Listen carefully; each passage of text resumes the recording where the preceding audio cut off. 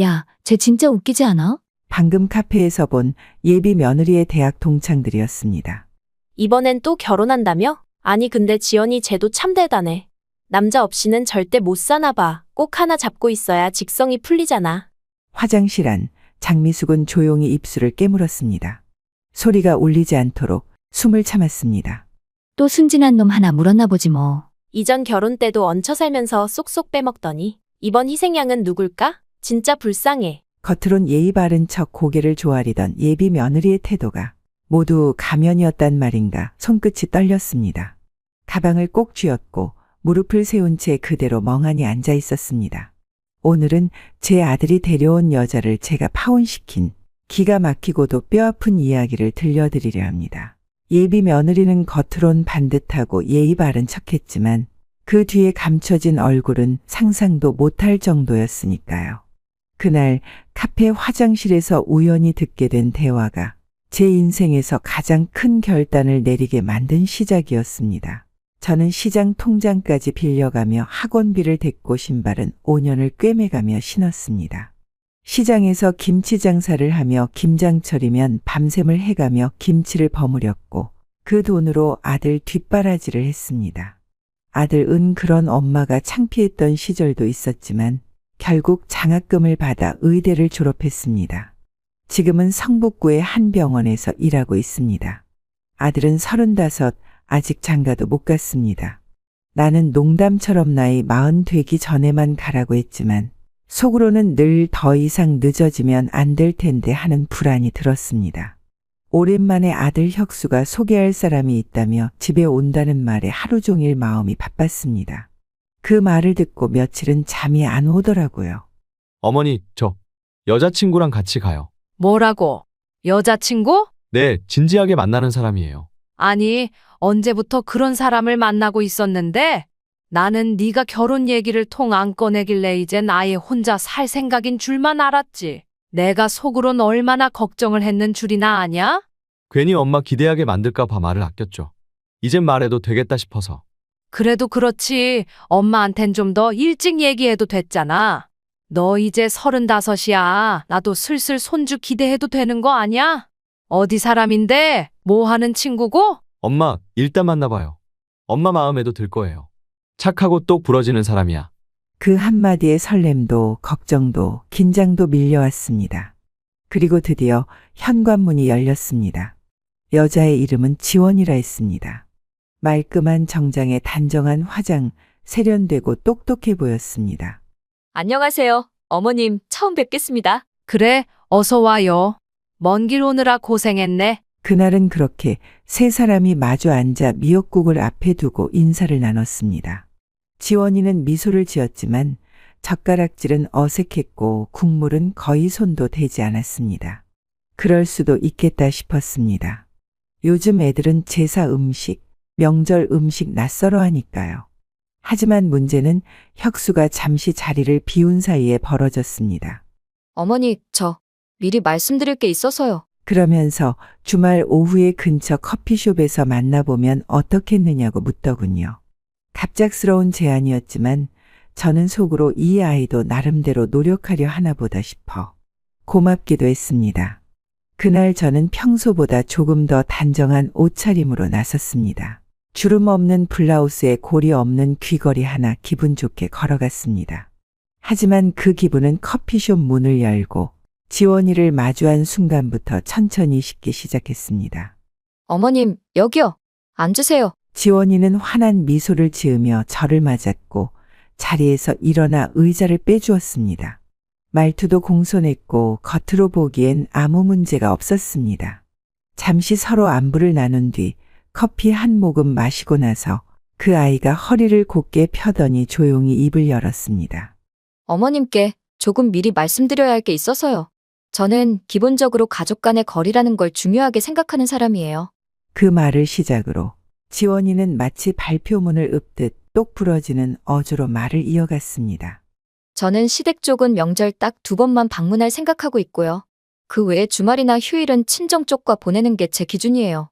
혁수 씨랑도 그렇게 얘기 다 해놨어요. 그리고 결혼하고 나면 혁수 씨 월급은 제가 관리할 거예요. 카드 내역도 제가 매달 확인할 거고요. 그리고 나중에라도 어머님이랑 같이 사는 건 절대 안 됩니다. 저는 제 개인 생활을 철저하게 지켜야 하거든요. 그 아이는 단 한 번도 어머니는 어떻게 생각하세요? 라고 묻지 않았습니다. 저를 설득하려는 게 아니었습니다. 그냥 통보였습니다. 내 방식은 이렇고 여기에 맞추시려면 맞추시고요. 안 되면 그만이죠. 말하지 않아도 그런 태도였습니다.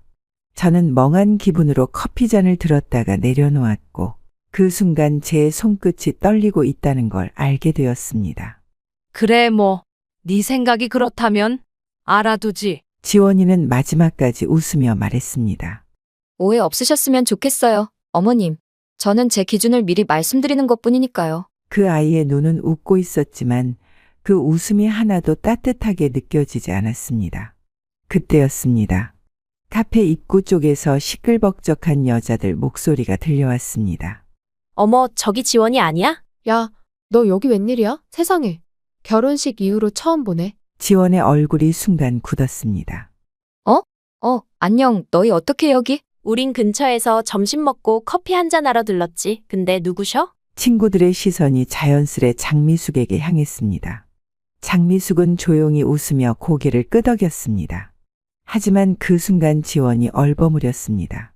아, 그냥 근처에 볼 일 있어서 잠깐 만난 분이야. 장미숙의 미간이 찌푸려졌습니다. 그 순간 속으로 되뇌었습니다. 그냥 만난 분? 지원은 급히 대화를 돌렸습니다. 근데 너희는 요즘 어때? 회사 일 바쁘지? 그 소식 듣고 우리 다 걱정했잖아. 지원아, 괜찮아? 지원은 당황한 듯 시계를 보며 말했습니다. 어머, 벌써 이렇게 됐네? 너희 바쁘지 않아? 갑작스러운 말에 친구들은 눈치를 살피며 서로를 힐끗 쳐다봤습니다. 그중 한 명이 쓴웃음을 지으며 말했습니다. 그래. 우리 그만 들어가야겠다. 지원아, 나중에 따로 연락해. 응, 그래. 조만간 식사 한번 하자. 지원은 작게 손을 흔들며 그들을 떠밀듯 배웅했습니다. 누구니? 방금 친구들. 아, 대학 동창이에요. 요즘엔 연락 잘 안 하고 지내서 좀 놀랐어요. 지원은 눈을 피한 채 웃으며 얼버무렸습니다. 그때 그녀의 휴대폰이 진동을 울렸습니다. 지원은 황급히 화면을 확인하더니 자리에서 일어났습니다. 어머님, 저 약속이 있어서요. 먼저 일어나 볼게요. 죄송해요. 다음에 또 뵐게요. 지원은 커피잔을 치우지도 못한 채 가방을 챙겨 서둘러 커피숍을 빠져나갔습니다. 그 자리에 혼자 남겨진 장미숙은 한동안 텅 빈 잔을 내려다보았습니다. 뭔가 이상하다. 그의 표정도 말투도 자꾸만 마음에 걸리는데. 찝찝한 기분이 가시지 않았습니다. 장미숙은 조용히 가방을 챙겨 들었습니다. 자리에서 일어나며 습관처럼 말했습니다. 화장실 좀 들렀다가 가야겠네. 그렇게 천천히 화장실 쪽으로 걸음을 옮겼습니다. 화장실 문을 열고 들어섰을 땐 안엔 아무도 없었습니다. 장미숙은 구석 칸에 조용히 들어가 앉았습니다. 아까 그 애의 뒷모습이 자꾸 떠올랐습니다. 무언가 걸리긴 했지만 결정적인 건 없었습니다. 그러나 찰컥 화장실 문이 열리는 소리, 낯익은 하이힐 소리, 그리고 곧 이어진 익숙한 목소리들. 야, 쟤 진짜 웃기지 않아? 순간 장미숙의 숨이 멎었습니다.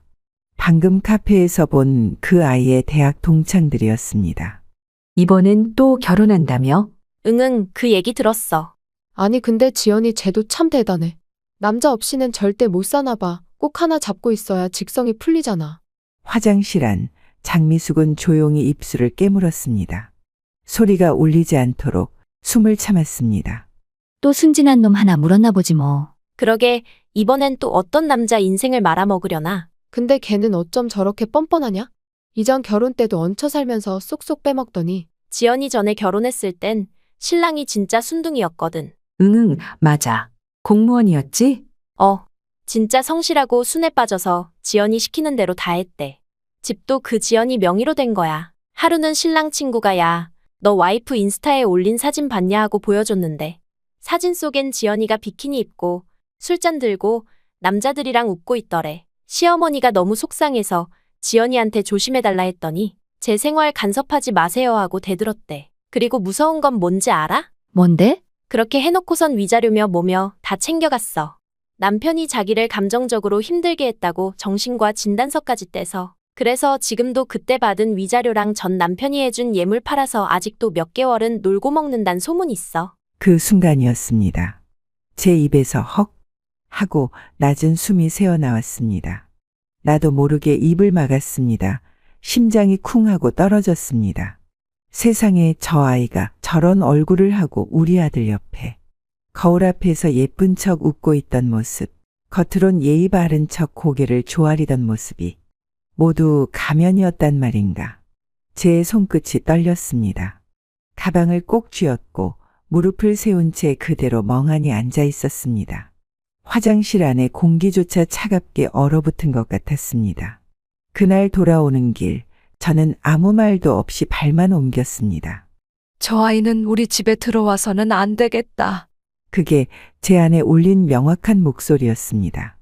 며칠을 고민했습니다. 잠도 설쳤습니다. 어떻게 말을 꺼내야 할까? 어떤 말투로 해야 얘가 상처는 덜 받고 정신은 제대로 차릴까? 그런 생각을 하며 국을 끓이다 말고 냉장고 문을 열다 말고 한숨을 몇 번이나 쉬었는지 모릅니다. 그러다 결국 그날 밤 저는 마음을 정했습니다. 혁수야, 잠깐 얘기 좀 하자. TV를 보던 혁수가 채널을 돌리며 말했습니다. 왜? 무슨 일인데요? 지난번에 너랑 만났던 지원이 말인데. 제가 조심스럽게 말을 꺼내자 혁수는 얼굴부터 환해졌습니다. 지원이 괜찮지? 착하고 똑똑하고 예의 바르잖아요. 진짜 이번엔 나도 느낌이 좋더라고. 그 말을 듣는데 속이 쓰렸습니다. 그래, 겉으로 보기엔 참 반듯하고 괜찮더라. 근데 혁수야, 네가 없는 자리에서 그 아이가 나한테 따로 무슨 말을 했는지 너 모르지? 네. 무슨 말? 혁수가 눈을 동그랗게 뜨며 고개를 갸웃거렸습니다. 지원이가 커피숍에서 나랑 따로 만나자고 하더라. 그래서 가서 이런저런 얘기를 들었는데 내가 그 얘기를 듣고 나서 마음이 참 무거웠다. 왜? 무슨 말 했는데? 자기 생활은 지켜야 하고 주말은 친정에서 보내겠다고 하더라. 명절도 딱 2번만 올 거고니 월급은 전부 자기가 관리할 거고 같이 사는 건 절대 안 된다고도 했어. 그 순간 혁수의 표정이 살짝 굳었습니다. 당황한 얼굴로 말끝을 흐리며 물었습니다. 근데 요즘은 다들 그렇게 살지 않아? 그래, 요즘 애들 다 그런 거 나도 안다. 근데 혁수야, 그걸 조율이라고 하지 통보라고 하진 않잖니. 잠시 말이 끊기고 혁수는 고개를 숙인 채 말없이 손톱을 뜯고 있었습니다. 엄마, 지원이 그런 애 아니야. 좀 정리해서 말하는 스타일이어서 그렇지. 진짜 마음은 안 그래. 아니, 혁수야, 그건 네 생각이고. 혁수는 그제야 고개를 들고 약간 언짢은 표정으로 저를 쳐다보았습니다. 엄마가 너무 예민하게 받아들인 거 아니야? 그 말에 제 속이 부글부글 끓었습니다. 하지만 꾹 눌렀습니다. 여기서 제가 화라도 내면 이 아이는 더 그 아이 편을 들 테니까요. 예민하게 받아들인 걸 수도 있어. 근데 혁수야, 결혼은 혼자 하는 게 아니다. 좋다고 다 되는 게 아니야. 엄마, 솔직히 말해서 지원이 얘기 좀 과하게 받아들이신 것 같아. 지금은 결혼 얘기고 내 인생이잖아. 그래, 내가 눈 감고 입 다물고 지켜보는 것도 방법이긴 하지. 혁수야, 그날 커피숍에서 지원이 친구들 만났어. 사실은 잠깐 화장실 갔다가 들었는데 지원이 이혼했었대. 순간 혁수의 휴대폰이 손에서 툭 떨어졌습니다. 그는 벌떡 상체를 일으켰습니다. 뭐라고요? 커피숍 화장실에서 걔 동창이라는 여자애들이 나누는 얘기를 들었어. 전에도 결혼했다가 공무원 남편 등쳐먹고 위자료까지 받아냈다고 하더라. 엄마, 설마. 혁수는 양손으로 얼굴을 문지르며 인상을 찌푸렸습니다. 한쪽 입꼬리가 올라가며 짜증 섞인 한숨이 터져 나왔습니다. 진짜 엄마 그거 확실한 거예요? 요즘 여자들끼리 험담하면서 떠드는 거 그냥 흘려들은 얘기일 수도 있잖아요. 혁수야, 엄마가 귀 얇아서 그런 얘기 그대로 믿는 사람으로 보이니? 아니 그게 아니라 지원이가 만약에 그런 일이 있었으면 당연히 저한테 말했겠죠. 그럼 그 친구들이 괜히 그런 얘기를 했다고 생각해? 남자 없이 못 사는 애라느니 이번에도 또 못 뜯어먹겠지라느니 엄마 귀가 헛들려서 그걸 다 들은 거라고 생각하냐? 혁수는 말없이 입술을 깨물었습니다. 하지만 눈동자에는 여전히 믿고 싶지 않은 복잡한 감정이 흐르고 있었습니다. 그 마음이 뭔지 저는 알고 있었습니다.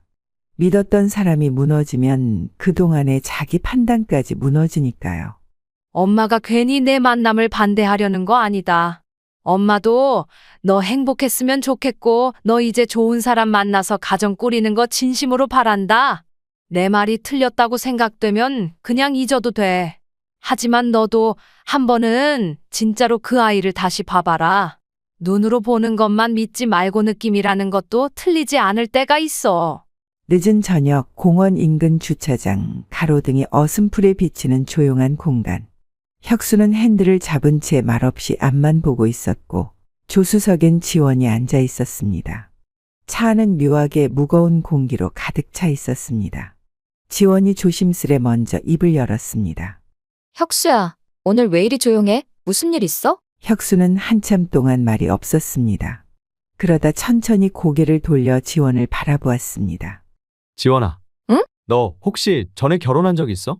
갑자기 그게 무슨 소리야? 그냥 사실대로만 말해줘. 아니야, 결혼은 무슨, 나 기독교라 혼전순결이야. 그런 일 없어. 근데 누가 그런 말 했어?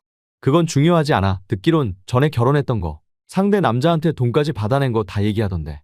지원은 숨이 턱 막힌 듯한 표정으로 손을 입가에 대고 숨을 골랐습니다. 그건 말도 안 되는 소리야.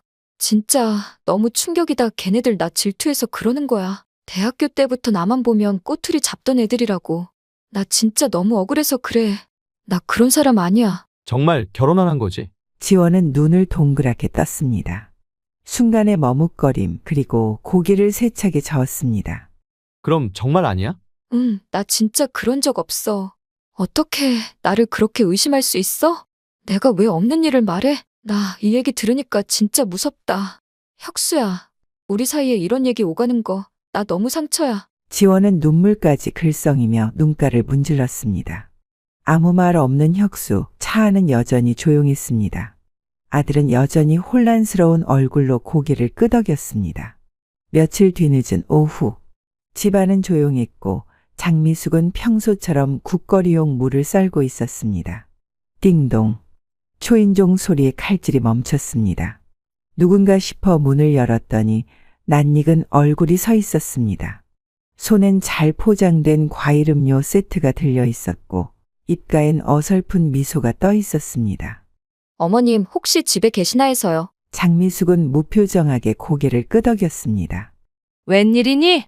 연락도 없이. 아, 그게 그냥 장미숙은 말없이 음료 세트를 바라보았습니다. 그러다 천천히 속으로 생각했습니다. 참 무서운 아이다. 아무렇지 않은 얼굴. 그래, 고맙다. 근데 이건 그냥 가져가렴. 내가 음료는 안 마셔서. 지원의 미소가 약간 굳었지만 곧 다시 웃으며 말했습니다. 아, 네, 뭐 그래도 괜찮아요. 드시고 싶으실 때 드셔도 되고요. 지원은 자연스럽게 식탁에 앉으며 웃으며 물었습니다. 어머님 또 들으셨죠? 뭘? 제가 이혼했었다는 거요. 지원은 더 이상 숨기지 않았습니다. 네, 맞아요. 저 이혼했었어요. 근데 그게 뭐 어때서요? 세상이 어떤 세상인데 이혼 한 번 한 게 대수인가요? 장미숙은 아무 말 없이 그녀를 바라보았습니다. 지원은 점점 본심을 드러냈습니다. 그 남자요, 공무원이었죠. 돈은 벌지만 고지식하고 재미도 없고 나도 질렸고 헤어졌어요. 위자료 좀 받은 건 내가 손해본 것에 대한 정당한 보상이었고요. 그녀는 다리를 꼬고 손톱을 천천히 매만지며 말을 이었습니다. 근데요, 혁수는 다르잖아요. 잘생겼지, 돈 잘 벌지, 내 말 너무 잘 듣지. 그런 남자 흔하지 않아요. 전 꼭 결혼할 거예요. 어머님이 아무리 중간에서 이간질해도 소용없어요. 장미숙의 손이 찻잔을 내려놓으며 살짝 떨렸습니다. 그러나 얼굴엔 미묘한 미소가 스며들기 시작했습니다. 그럼 너 그 사실을 왜 혁수한텐 안 말했니? 말해서 뭐해요. 결혼만 하면 되는 거죠. 결혼하고 임신하고 나면 어차피 다 제 편 될 텐데요. 혁수 씨 성격상 한번 결혼하면 끝까지 갈 사람이거든요. 지원은 입꼬리를 올렸습니다. 그러자 장미숙이 천천히 입을 열었습니다. 그래, 네가 그렇게 생각하는 것도 내 자유지. 그녀는 조용히 가방을 열었습니다. 작은 스마트폰 하나를 꺼내 책상 위에 올려놓았습니다. 근데 말이다. 나도 내 아들 지키는 데는 나름 머리를 좀 굴릴 줄 아는 사람이야. 지원의 표정이 살짝 굳었습니다. 이게 뭐죠? 장미숙은 버튼 하나를 눌렀습니다. 곧 지원의 목소리가 흘러나오기 시작했습니다. 결혼만 하면 되는 거죠. 어차피 다 제 편 될 텐데요. 녹음하신 거예요? 응, 너랑 나 둘이 있을 땐 사람이 참 솔직해지더라. 장미숙은 자리를 정리하며 조용히 말했습니다. 나는 네가 내 아들한테 무슨 거짓말을 하든 그 아이는 믿을 거라는 걸 알고 있었다. 그래서 내 말 직접 들려주고 싶었어. 지원은 말을 잃었습니다. 그동안 보이던 자신감은 흔적도 없이 사라졌고 두 손은 식은땀에 젖은 듯 덜덜 떨렸습니다. 넌 내 가족이 될 수 없어. 너 같은 사람에게 내 아들을 줄 순 없거든. 지원의 표정이 갑자기 확 변했습니다. 방금 전까지만 해도 웃으며 손톱을 만지작거리던 얼굴이 사납게 일그러졌다. 그거 주세요. 뭐? 그거 주세요. 지금 당장. 얘가 미쳤니? 장미숙이 몸을 뒤로 빼며 가방에 휴대폰을 넣으려 하자 지원은 의자까지 밀치며 다가들었습니다. 좋은 말 할 때 주세요. 그거 녹음된 거. 두 사람 사이에 숨막히는 실랑이가 벌어졌습니다. 지원은 휴대폰을 낚아채려 손을 뻗었고 장미숙은 필사적으로 가방을 안고 버텼습니다. 너 지금 뭐 하는 거야? 놔? 어머님이 먼저 시작하셨잖아요. 이건 범죄예요. 도둑처럼 녹음한 거잖아요. 그러던 찰나 장미숙의 몸이 순간적으로 휘청였고 뒤로 한 발 내디뎠던 그녀의 발이 의자 다리에 걸렸습니다. 어머, 쾅! 장미숙이 그대로 뒤로 넘어진 것입니다. 바닥에 앉은 채 손으로 무릎을 감싸 안았습니다. 표정엔 통증이 가득했고 숨이 가빠졌습니다. 아야, 아이고 내 무릎. 죄송해요, 어머님. 저도 순간 너무 놀라서 그만. 그리고는 그대로 몸을 굽혀 장미숙의 손에서 가방을 빼앗았습니다. 장미숙이 필사적으로 뻗은 손은 허공을 휘저을 뿐이었다. 안 돼. 그건 지원은 빠르게 휴대폰을 열고 녹음 어플을 찾아 들어갔습니다. 장미숙이 숨을 몰아쉬며 다시 몸을 일으켜 보려 했지만 삐끗한 무릎은 금방 비명을 질렀다. 지원은 화면을 보며 손가락으로 삭제를 눌렀습니다. 녹음 파일이 삭제되었습니다. 됐어, 이제 됐어. 그녀는 들뜬 듯 중얼이며 핸드폰을 장미숙 앞에 툭 내던지듯 내려놓았습니다. 진짜 죄송해요. 근데 어쩔 수 없었어요. 어머님도 저처럼 절박하면 이해하실 거예요. 장미숙은 무너진 표정으로 그 아이를 바라보았습니다. 지원은 곧 자리에서 일어나 아무 말 없이 문을 밀고 나갔습니다. 그날 저녁 어머니 괜찮으세요? 갑자기 무슨 일이에요? 넘어지신 거예요? 조심 좀 하시지. 병원에서 연락 오고 얼마나 놀랐는 줄 알아요. 혁수는 걱정된 얼굴로 침대 옆 의자에 주저앉으며 장미숙의 손을 덥석 잡았습니다. 그러나 장미숙은 그 손을 바라보다가 조용히 고개를 돌렸습니다. 엄마가 왜 다쳤는지 정말로 어떻게 넘어졌는지는 궁금하지 않니? 어머니, 지금 혹시 또 지연이 얘기하시려는 거예요? 그 한마디에 장미숙의 눈물이 뚝 떨어졌습니다. 그래, 맞다. 또 그의 얘기야. 근데 너는 왜 자꾸 엄마 말은 못 믿니? 걔가 내 앞에서는 완전 다른 사람처럼 군다니까? 그래서 내가 녹음까지 했어. 그 애가 어떻게 말했는지 네가 직접 들어야 할 것 같아서. 근데 그 애가 그걸 지웠어. 엄마가 보는 앞에서 엄마를 밀고 엄마를 넘어뜨리고.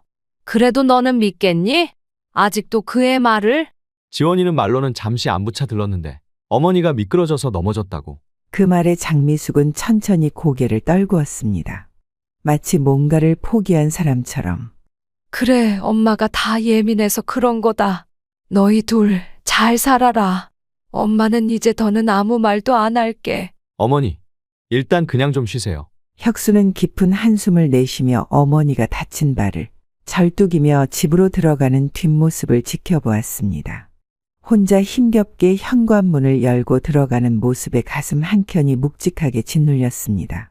현관문이 덜컥 닫히는 소리가 들리자 그는 그 자리에 멈춰 서서 하늘을 올려다보았습니다.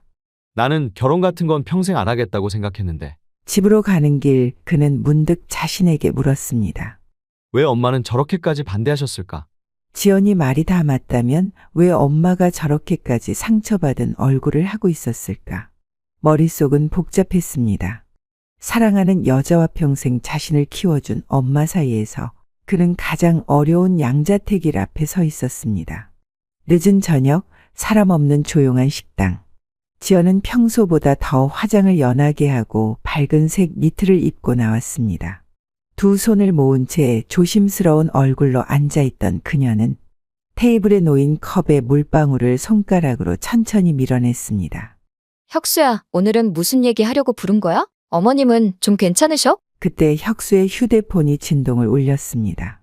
그는 화면을 보고 짧게 눈썹을 찌푸리더니 자리에서 일어났습니다. 전화 좀 받고 올게. 너 먼저 먹고 있어. 혁수는 조용한 식당 복도 끝 창가 자판기 옆에 섰습니다. 여보세요? 잠시 정적. 그리고 조심스레 울리는 목소리. 혹시 혁수 씨 맞으세요? 네, 그런데 누구세요?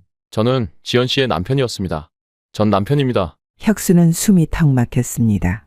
뭐라고요? 상대는 조용히 하지만 단호하게 말을 이었습니다.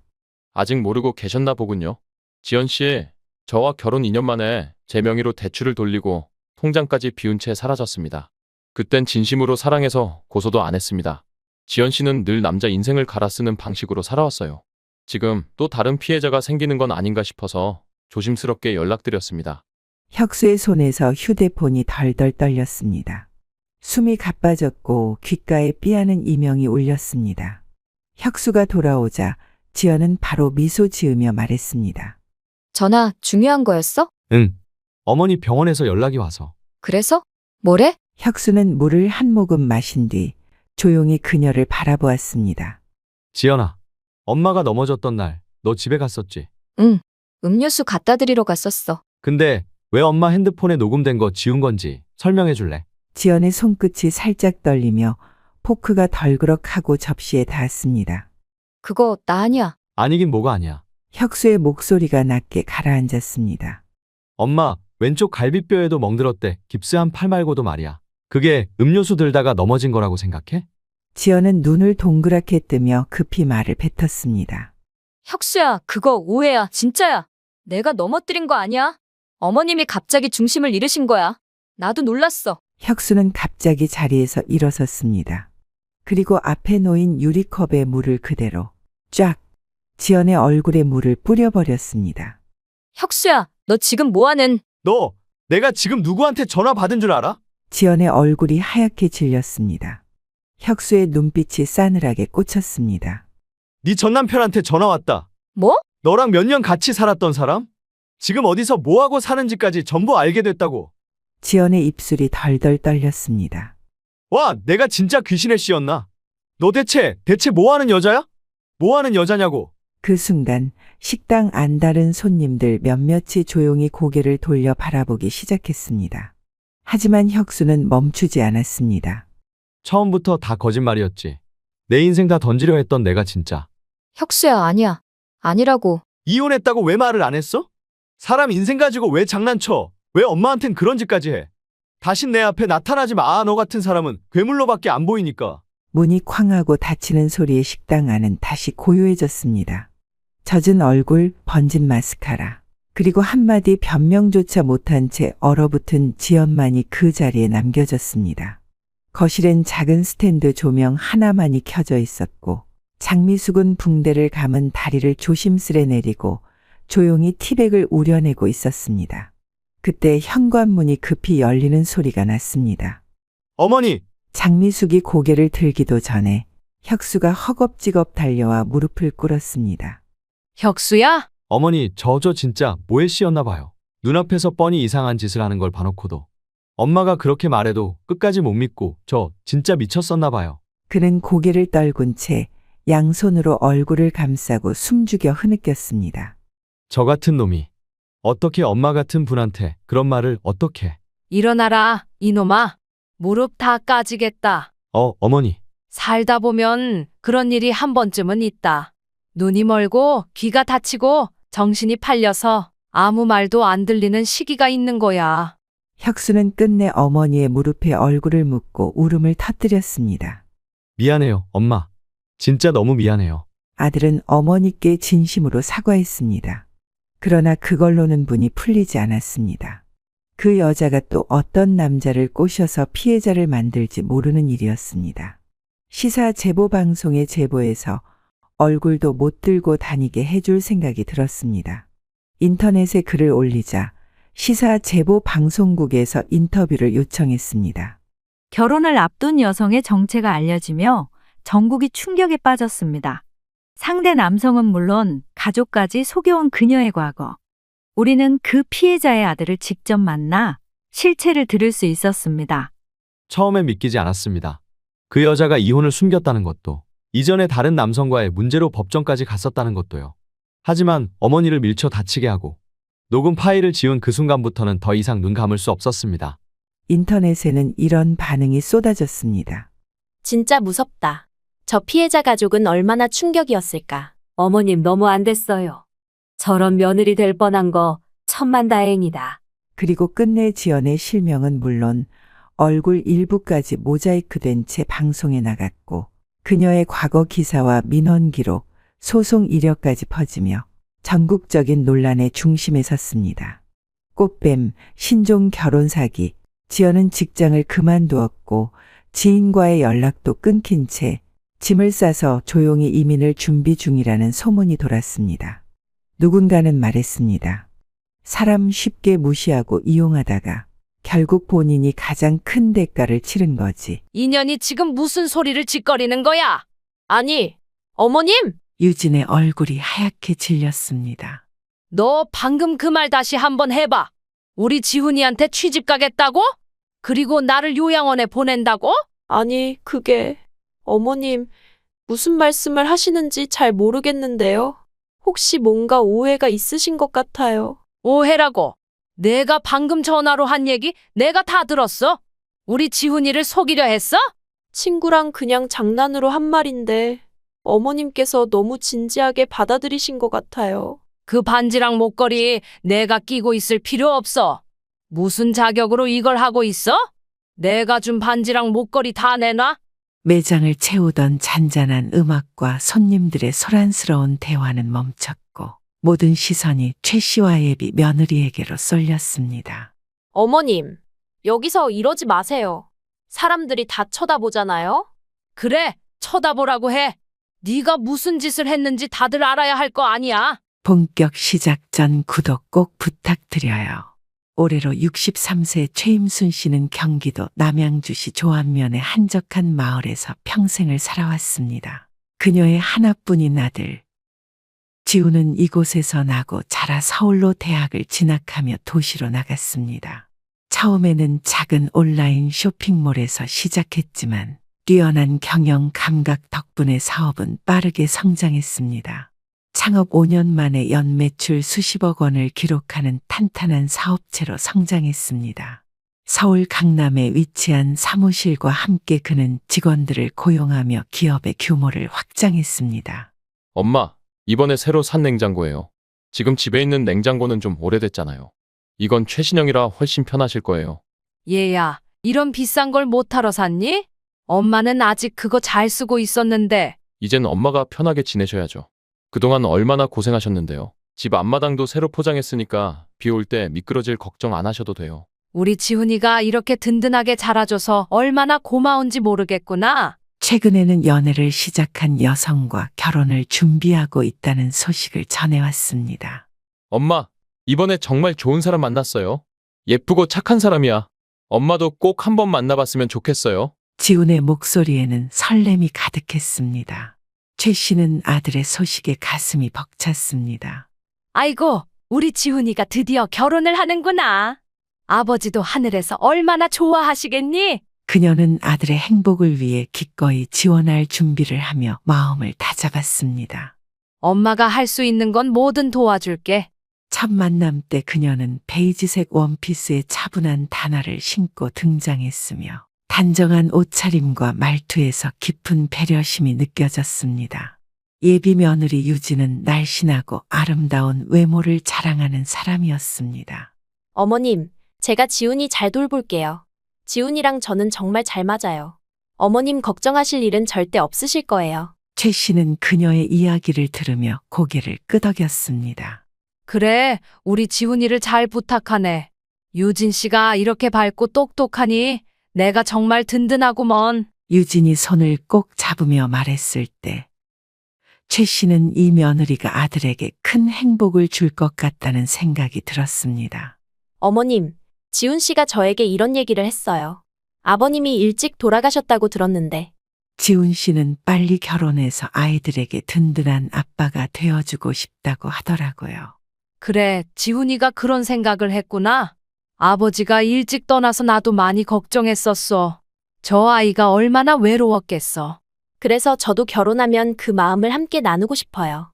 엄마, 저도 아빠처럼 가족을 위해 열심히 살고 싶어요.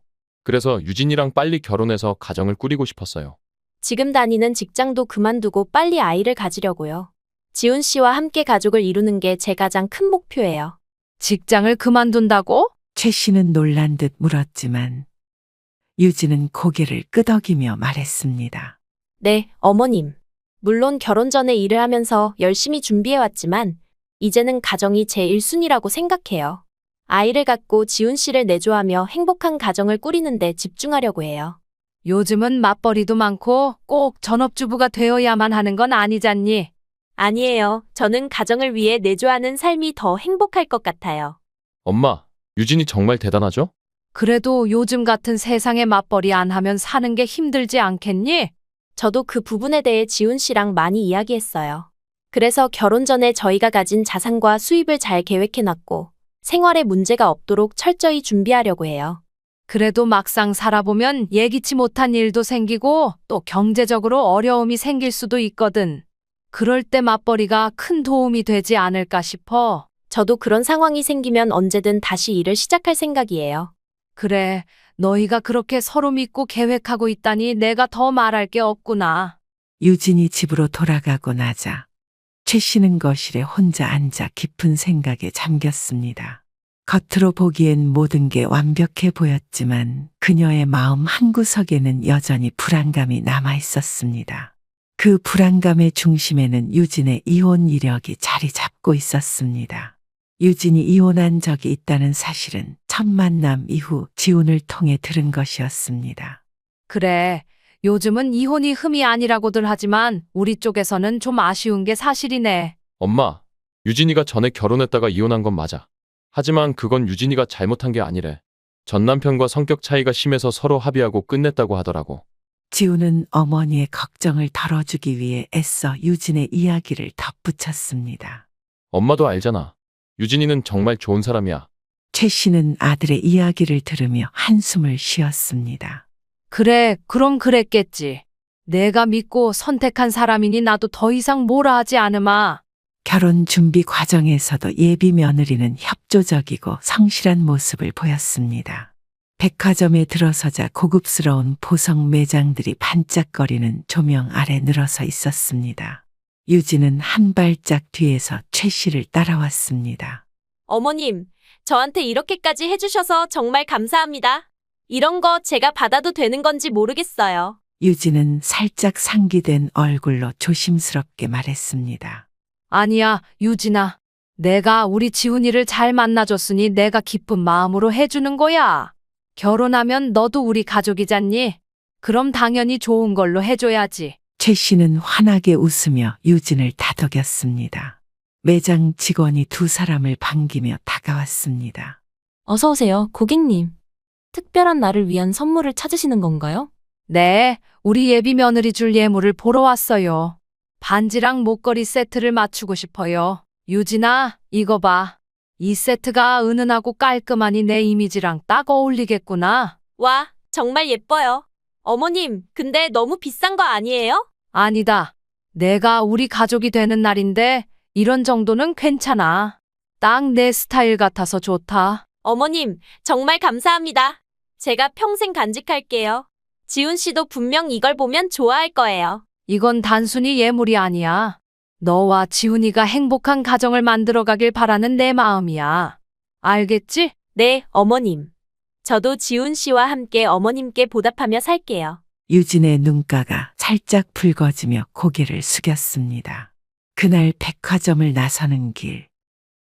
유진은 상자 속의 목걸이와 반지를 여러 번 들여다보며 연신 미소를 지었습니다. 최 씨는 옆에서 그녀를 보며 뿌듯함을 느꼈습니다. 혼수 준비를 할 때도 최 씨의 의견을 적극적으로 물었습니다. 어머님, 냉장고랑 세탁기는 어떤 브랜드가 좋을까요? 그래, 요즘은 에너지 효율 높은 제품이 좋다더라. 내가 본 거 몇 가지가 있는데 너랑 같이 한번 보러 가자. 어머님이 추천해 주시는 걸로 할게요. 어머님이 많이 아시니까 믿음이 가요. 그럼 이번 주말에 가보자꾸나. 같이 가서 골라보자. 네, 어머님. 제가 차를 준비할게요. 또한 결혼식 장소와 예단 준비 같은 중요한 결정이 필요할 때도 유진은 항상 최 씨에게 조언을 구했습니다. 이처럼 유진은 최 씨와 의견을 나누며 결혼 준비 과정에 최선을 다하는 모습을 보였습니다. 유진의 태도는 점점 최 씨의 마음을 편안하게 해주었고, 최 씨는 그녀를 향한 경계심을 조금씩 내려놓기 시작했습니다. 이 아이, 처음엔 걱정도 했지만 이제 보니 정말 괜찮은 애구나. 지훈이가 이 사람을 선택한 이유가 있었네. 며칠 후 은지가 차를 타고 최 씨를 데리러 왔습니다. 유진이 밝게 웃으며 이야기를 시작했지만 그 내용은 최 씨의 귀에 석연치 않게 들렸습니다. 어머님, 요즘은 참 세상이 좋아졌어요. 요리는 사실 굳이 안 해도 되는 세상이잖아요. 배달 음식도 얼마나 잘 나오는데요. 요즘은 셰프들이 만든 밀키트가 집밥보다 맛있더라고요. 배달 음식이 맛있긴 하지. 그런데 그래도 집에서 직접 해 먹는 게 건강에도 좋고 정성이 들어가잖니? 맞아요. 어머님 말씀도 일리가 있어요. 그런데 요즘은 워낙 바쁘니까 그렇게 다 챙기긴 힘들잖아요.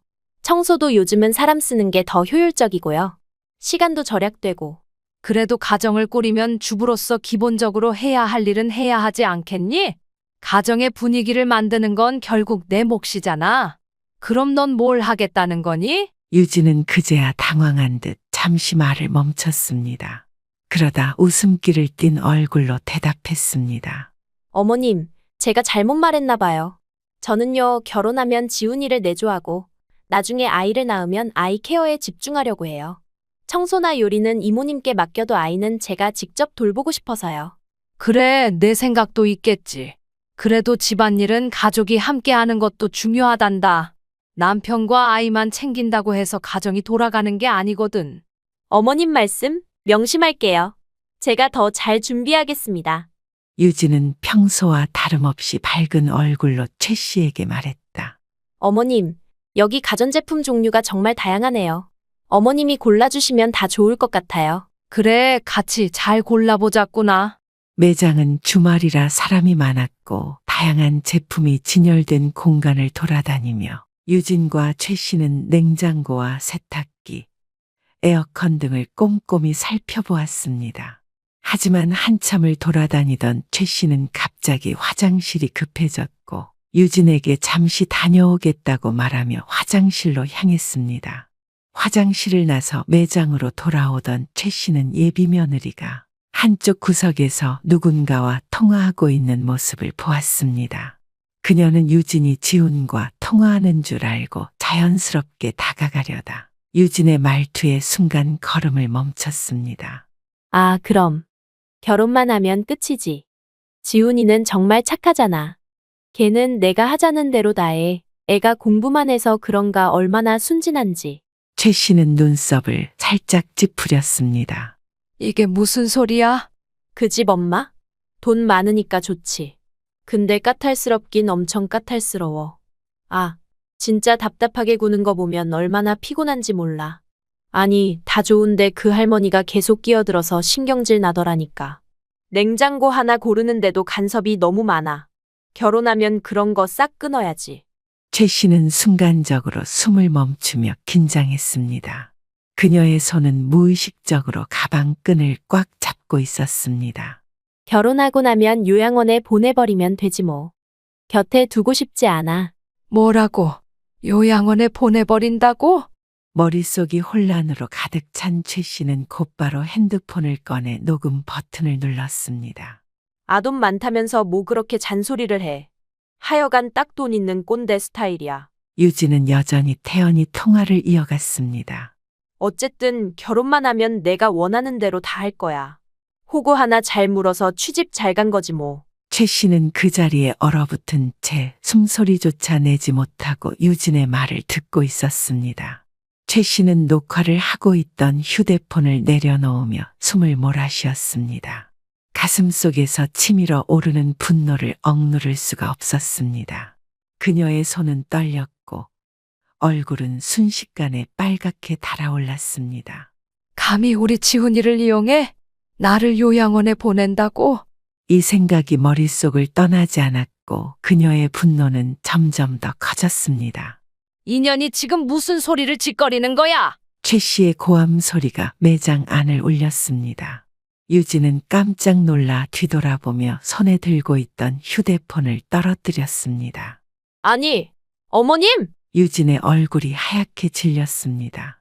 최 씨는 그녀에게 다가가며 손가락으로 유진을 가리켰습니다. 너 방금 그 말 다시 한번 해봐. 결혼만 하면 끝이라고?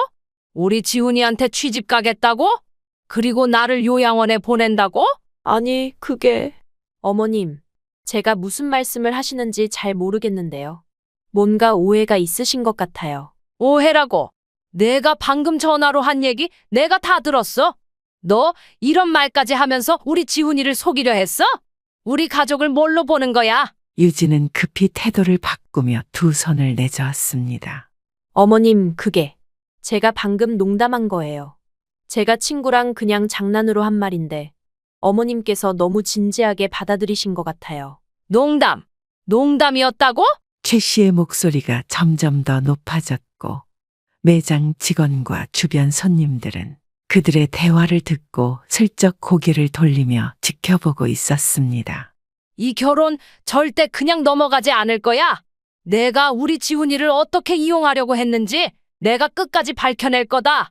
지금 당장 내 말에 책임을 져야 할 거야. 어머님, 제발 진정하세요. 너 같은 애가 우리 가족에 들어올 자격이 있을 거라고 생각하지 마. 매장을 채우던 잔잔한 음악과 손님들의 소란스러운 대화는 멈췄고 모든 시선이 최 씨와 유진에게로 쏠렸습니다. 어머, 저기 뭐야? 저 여자 뭔가 잘못했나 본데? 속닥속닥거리는 손님들의 말소리가 귓가에 들렸고 유진은 그들의 시선을 느끼며 얼굴이 점점 붉어졌습니다. 어머님, 여기서 이러지 마세요. 사람들이 다 쳐다보잖아요. 그래, 쳐다보라고 해. 네가 무슨 짓을 했는지 다들 알아야 할 거 아니야. 유진은 결국 최 씨의 팔을 붙잡으며 작은 목소리로 말했습니다. 어머님, 제발 나가서 얘기해요. 아니, 여기서 내가 한 짓을 다 말해야 속이 풀리겠어. 내가 어떻게 우리 지훈이를 속이려고 했는지 사람들 다 들어야 해. 최 씨는 유진의 팔을 뿌리치며 단호하게 말했습니다. 그러더니 유진의 손에 끼워진 반지를 발견하고는 눈길을 고정했습니다. 그 반지 내가 준 거잖아. 너 같은 여자가 그걸 끼고 있을 자격이 어디 있어? 최 씨는 단호한 표정으로 유진의 손가락을 붙잡으며 반지를 빼내려고 했습니다. 어머님, 이러지 마세요. 사람들이 다 보고 있잖아요. 유진은 당황한 표정으로 손을 빼려 했지만 최 씨는 단단히 붙잡고 반지를 빼내려는 힘을 풀지 않았습니다.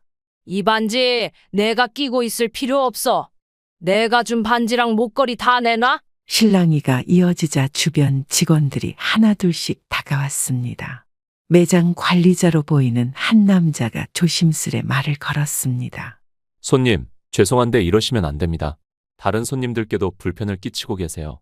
저희 매장에서 나가주시길 바랍니다. 다들 보라고 해. 이 여자가 얼마나 나쁜 짓을 하려고 했는지. 어머님, 알았어요. 잘못했으니까. 나가서 얘기하자고요. 제발. 이제 와서 잘못했다고? 그런 말은 필요 없어. 이 반지부터 빼. 최 씨는 다시 한번 유진의 손가락을 꽉 잡고 반지를 빼내려 했습니다. 관리자는 당황하며 말을 더 강하게 내뱉었습니다. 손님, 이러시면 저희가 경찰을 부를 수밖에 없습니다. 그래, 불러봐. 경찰도 와서 이 여자가 무슨 짓을 했는지 들어보라고 해. 그러던 중 멀지 않은 곳에서 경찰차의 사이렌 소리가 들려왔습니다. 어머, 경찰까지 온대요. 도대체 무슨 일이길래 이렇게 난리가 난 거야? 최 씨와 유진을 에워싼 직원들 사이로 경찰 2명이 매장 안으로 들어왔습니다. 경찰은 상황을 한눈에 파악하려는 듯 두 사람을 번갈아 바라보며 천천히 다가왔습니다. 신고를 받고 왔습니다. 이 여자예요. 우리 아들을 등쳐먹으려고 작정한 여자. 그녀의 말에 경찰은 유진을 쳐다보며 고개를 갸웃거렸습니다. 무슨 말씀이신지 차근차근 설명해 주시죠. 아니에요. 그건 정말 어머님이 오해하신 거예요. 저는 그런 말 한 적 없어요. 내가 우리 아들 돈만 보고 접근한 거 아니야? 어머님이 잘못 들으셨던 거예요. 저는 그런 말 한 적 없어요. 그래? 어디 한번 들어보자고. 최 씨는 휴대폰을 작동하려 했지만 경찰은 그녀를 진정시키기 위해 손을 들어 제지했습니다. 두 분 차분히 얘기하시죠. 여기는 사업장이고 다른 손님들에게도 불편을 끼치고 계십니다. 경찰은 직원들을 향해 말했습니다. 우선 두 분께서는 경찰서로 함께 가셔야겠습니다. 현장에서 계속 실랑이가 벌어지면 다른 손님들에게 더 큰 피해가 갈 수 있으니까요. 두 사람은 각각 경찰의 안내를 받아 매장 밖으로 나갔습니다. 경찰차 안에서의 짧은 침묵은 두 사람 사이의 팽팽한 긴장감을 더욱 높였습니다. 최 씨는 입술을 꼭 다물고 유진을 흘겨보았고 유진은 창밖을 응시하며 조용히 눈물을 훔쳤습니다. 경찰관이 책상 앞에 앉아 보호자 연락처를 물었고 최 씨는 한숨을 내쉬며 아들의 번호를 적어 건넸습니다. 이 번호로 연락하면 됩니다. 아들 지훈이에요. 알겠습니다. 지금 바로 연락드리겠습니다. 잠시 후 경찰관은 전화기를 들고 아들에게 상황을 설명하기 시작했습니다. 최지훈 씨, 어머님과 관련된 일로 경찰서에서 보호자 출석이 필요합니다. 지금 바로 오실 수 있나요? 시간이 조금 지나자 경찰서 문이 열리고 허겁지겁 들어오는 지훈의 모습이 보였습니다.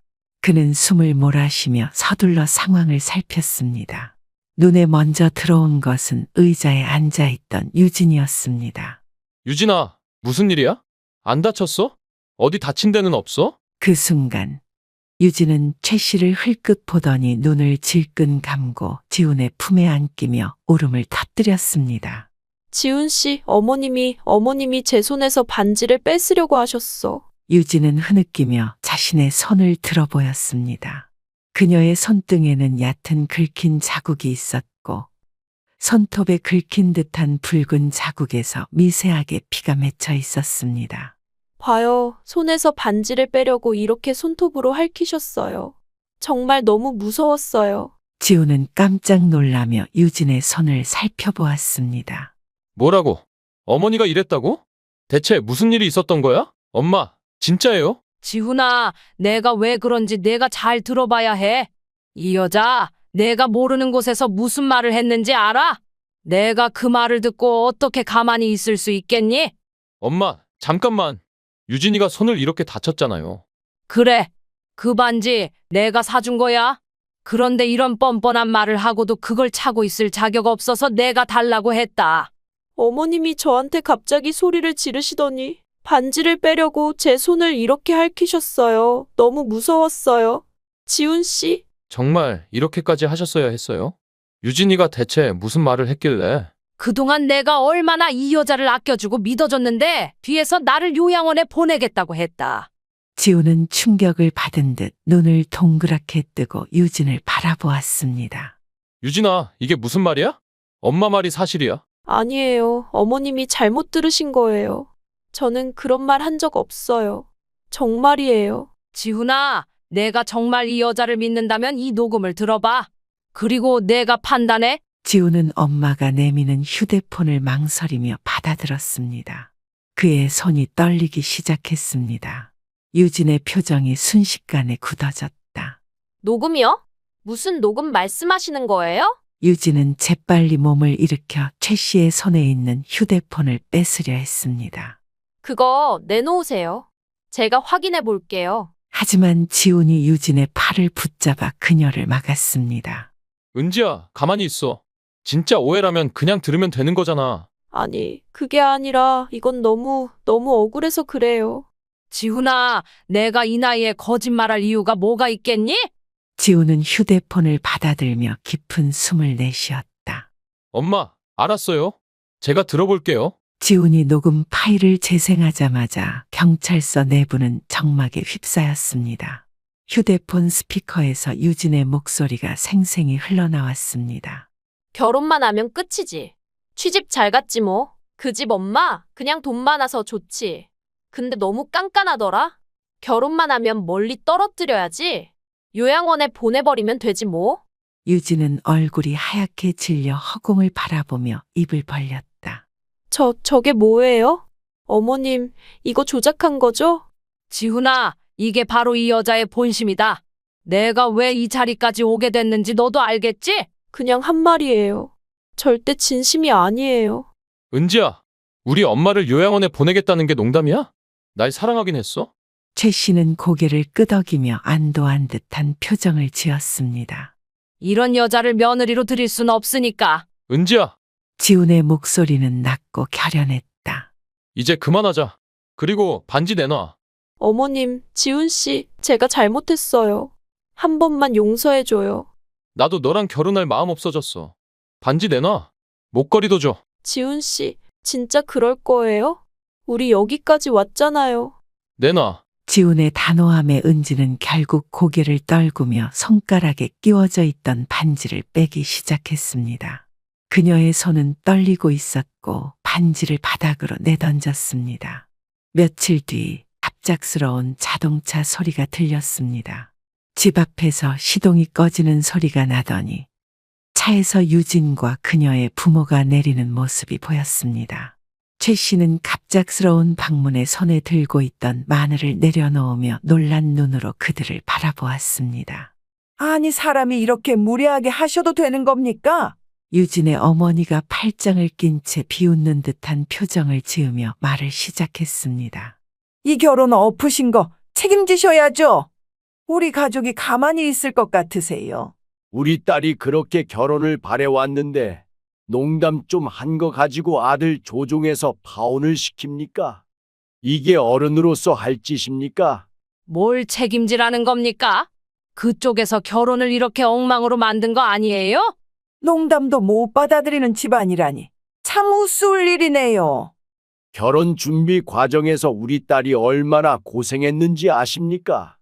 지금까지 들어간 시간과 비용 그거 다 누가 책임질 건데요? 위약금 그거 다 물어내세요.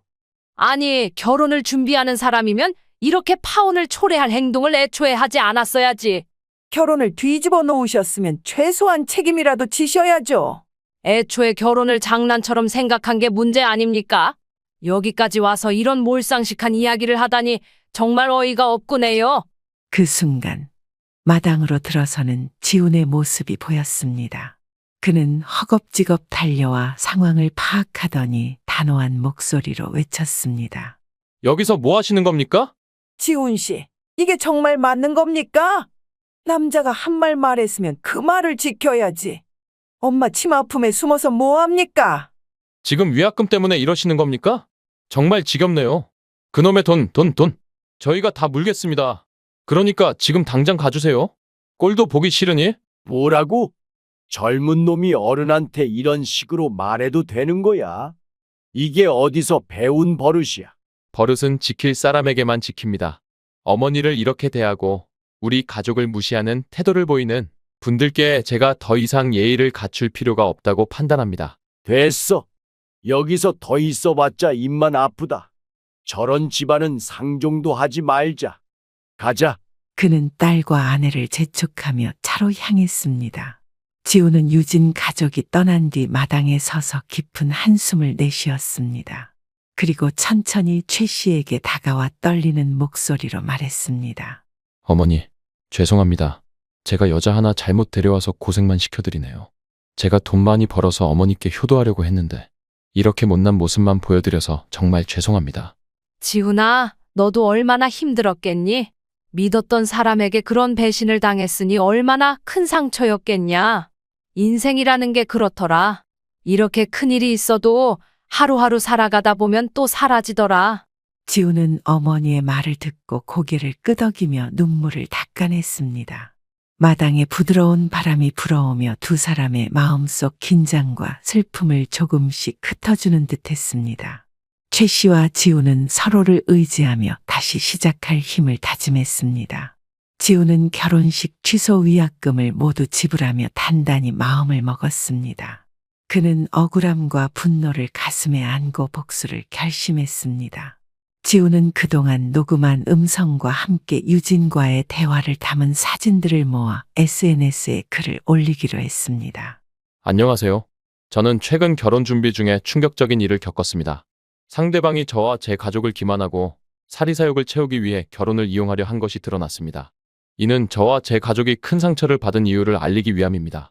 저는 앞으로 다른 누구에게도 일어나지 않기를 바랍니다. 특히 남자분들 조심하세요. 글이 올라간 뒤 그것은 순식간에 퍼지기 시작했습니다. 사람들은 댓글을 달며 분노와 충격을 표현했습니다. 이런 사람이 결혼을? 너무한 거 아닌가요? 녹음 내용 듣고 소름 끼쳤어요. 유진의 지인들 중 몇몇은 그 녹음본을 듣자마자 그녀라는 걸 알아챘습니다. 저거 유진 아니야? 아니, 말투랑 목소리도 똑같잖아. 진짜 충격적이다. 곧 유진의 친척들에게도 이 사실이 전달되었습니다. 유진의 친척들은 분노와 실망을 감추지 못했습니다.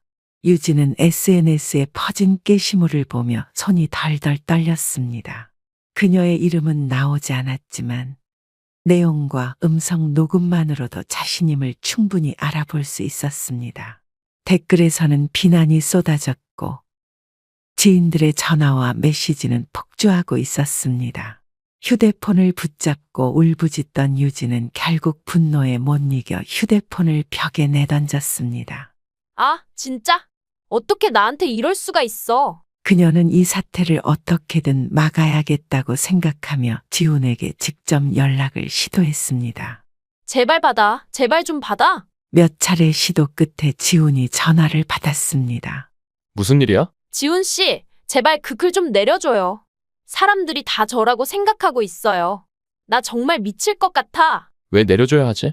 내가 올린 건 사실이고 내가 한 행동에 대한 결과야. 내가 잘못했어요. 정말 미안해요. 제발 글만 지워주세요. 내가 결혼 준비하면서 쓴 위약금 전액 너희 집에서 돌려준다면 생각해볼게. 그 정도 돈은 없어요. 지금 우리 집도 형편이 안 좋아요. 내가 만든 일이니 내가 감당해. 아니면 글은 그대로 남겨둘 거야. 다음 날 유진은 부모와 논의 끝에 어떻게든 돈을 마련하기로 했습니다. 친척들에게 빌리고 은행에서 대출을 받으면서까지 위약금 전액을 준비했습니다. 며칠 뒤 유진은 얼굴을 가린 채 지훈을 만나 돈을 건넸습니다. 이걸로 됐죠? 제발 이제 글 좀 지워주세요. 좋아. 내가 내 잘못을 인정했으니 글은 지울게. 하지만 이게 끝인 줄 알지 마라. 내가 한 행동은 평생 내 발목을 잡을 거야. 유진은 더 이상 말없이 고개를 떨군 채 자리를 떠났습니다. 아들 민수는 결혼을 앞두고 설렘과 기대로 가득 차 있었습니다. 평소 말이 많지 않고 내성적인 성격이었던 민수에게 결혼이라는 단어는 멀게만 느껴졌던 일이었습니다. 하지만 하윤과 만난 뒤로 민수의 삶은 크게 바뀌었습니다. 하윤은 단정한 외모와 밝은 성격으로 민수뿐만 아니라 주변 사람들에게도 좋은 인상을 주는 사람이었습니다. 어머님, 안녕하세요. 이렇게 뵙게 되어 정말 기쁩니다. 하윤은 상다리가 휘어질 정도로 차려진 식탁 앞에서도 겸손한 태도를 잃지 않았습니다. 정말 맛있네요. 어머님 솜씨가 대단하세요. 식사를 마친 뒤에는 바로 설거지를 자처하며 가족들을 깜짝 놀라게 했습니다. 요즘 사람답지 않게 예의도 바르고 우리 집안에 복덩이가 들어오는 것 같구나. 김 씨는 속으로 그렇게 생각하며 미소를 지었습니다. 민수 씨가 말은 잘 안 하지만 참 듬직하고 믿음직스러워요. 제가 많이 배울 점이 많습니다. 하윤의 말에 김 씨는 순간 마음이 푸근해지는 느낌이 들었습니다. 어머님께서 가르쳐 주시면 제가 열심히 노력해서 민수 씨에게 부족함 없는 아내가 될게요. 요즘 같은 세상에 이런 여자가 또 있을까 싶은 생각이 들 정도로 하윤은 모든 면에서 완벽해 보였습니다. 하윤아, 그런데 내가 대학교를 다니다가 중퇴했다고 들었는데 혹시 무슨 특별한 이유라도 있었니? 하윤은 순간 젓가락질을 멈췄습니다. 그녀의 미소가 살짝 굳어졌지만 곧 웃는 얼굴로 대답을 이어갔습니다. 아, 네, 어머님. 사실은, 제가 그때 적성에 대해 고민이 많았어요. 전공이 저랑 잘 안 맞는다는 생각이 들더라고요. 그래서, 네, 결국 중퇴하게 됐어요. 그래, 적성이라는 게 정말 중요하지. 그런데 네일 아트를 시작한 건 그때 바로였니?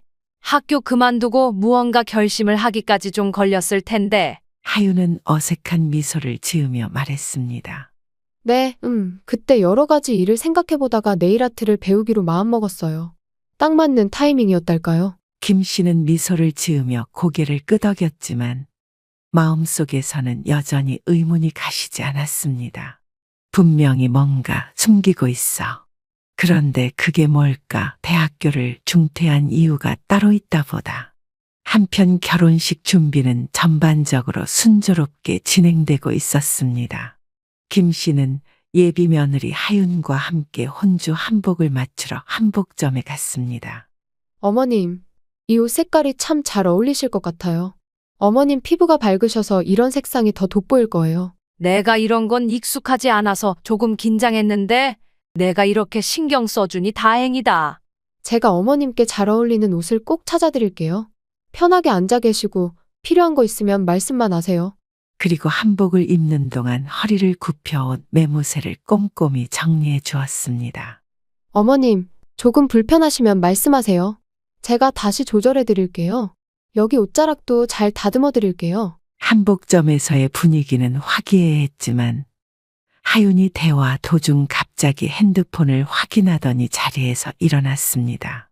어머님, 저 잠시 전화를 좀 하고 올게요. 그래, 다녀오렴. 요즘 젊은 사람들은 전화가 참 많아. 왜 이렇게 자주 비우는 걸까? 10분 정도 지나 하윤이 다시 돌아왔습니다. 김 씨는 아무렇지 않은 듯 대화를 이어갔습니다. 어디 멀리서 온 전화였니? 아, 네. 친구가 결혼 준비로 고민이 많아서요.